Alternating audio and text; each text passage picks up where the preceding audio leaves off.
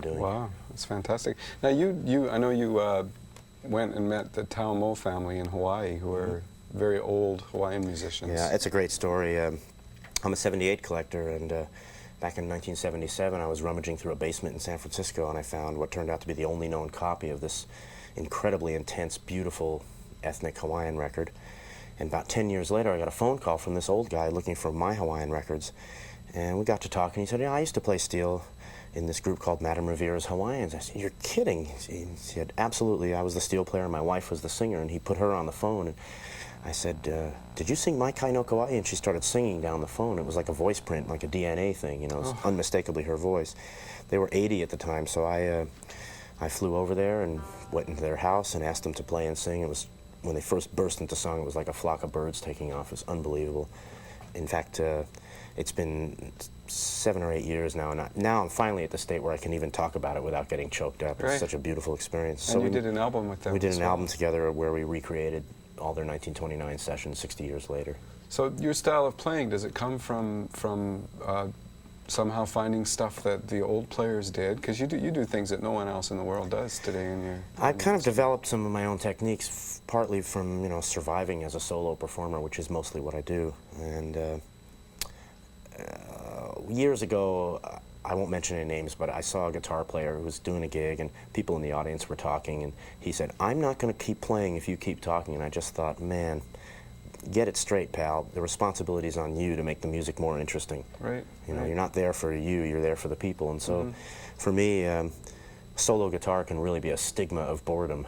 And so I've just tried to develop as many techniques as I can to make it interesting. Sometimes I think it's like too interesting for me to be a pop star, but that's okay. I'm quite happy with what I'm doing. And I've drawn on the traditions of blues and Hawaiian music, and lately Caribbean and African. And I feel that traditional music's really a great place to learn how to play the instrument, but you get to a certain age and it's time to start making your own tradition out of all those roots. Which is really what you're doing now. Which is what I'm doing. Yeah. And I have fun inventing techniques that haven't... For example, calypso was never really a solo guitar form. It was always bands. So I'm trying to do all the... You know, or just even the ska kind of thing of... It's just a very fun groove, and...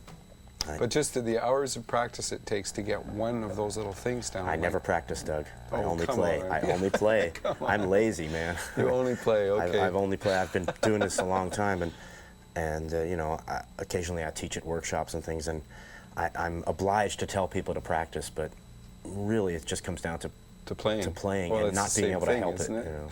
It is the same thing, and pretty much every time I pick up an instrument, I learn something, some little new thing that I couldn't do before. So. Well, what do you want to play next? Oh, let's see. I should probably play some kind of blues, I think. These instruments that you're playing are national steel instruments, and you have the biggest collection of these, don't you?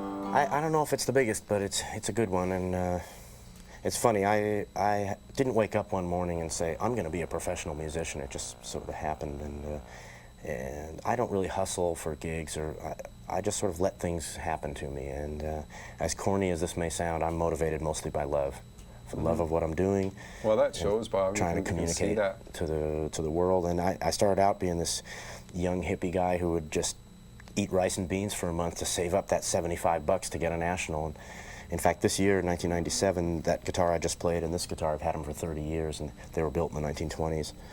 So now you're eating basmati rice? Yes, and black beans. Right, we've all got to be healthier. But so I'd never realized that these things would be going up in value, and it doesn't do my ego any good that they have. In fact, I wish they'd all plummet to $5 so I could finish my collection. The two guitars that I'm using here, I've used on every gig I've ever had. I've got lots of instruments at home that are nicer, and I've used them on recording, but I'm just really attached to these sentimentally. Right.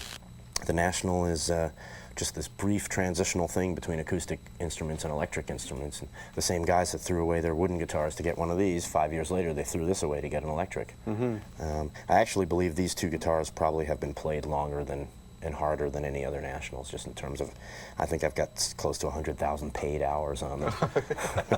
I'm so curious how many to see. Notes would that be? I don't know. I'm curious to see if they actually have a lifespan. Right. You know.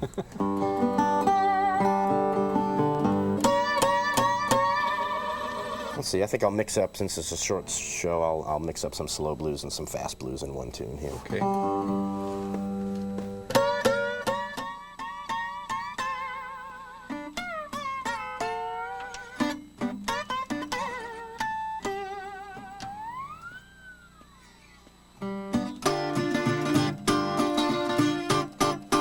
I get so lonesome, oh, especially when I'm all alone. I get so lonesome, yeah, especially when I'm all alone.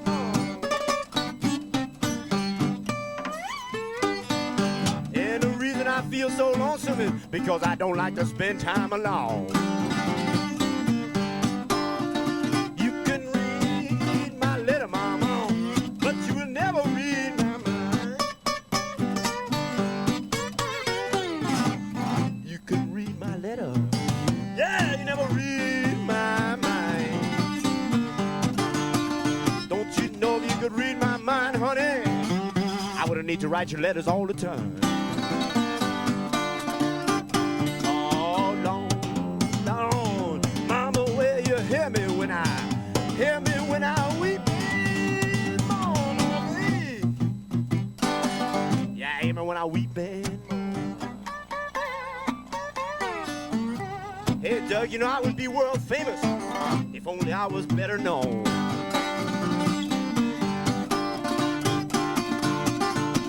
Play it sweet now.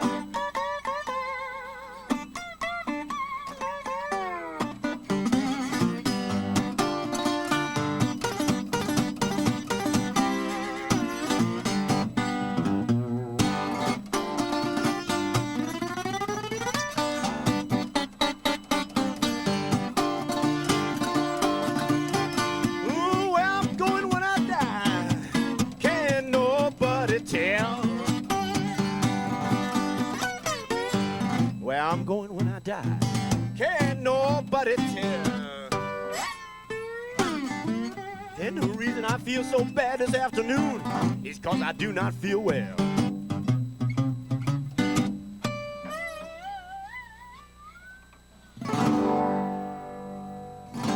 It's the obvious blues. You're watching Bob Brozman on Sitting In today, and yeah,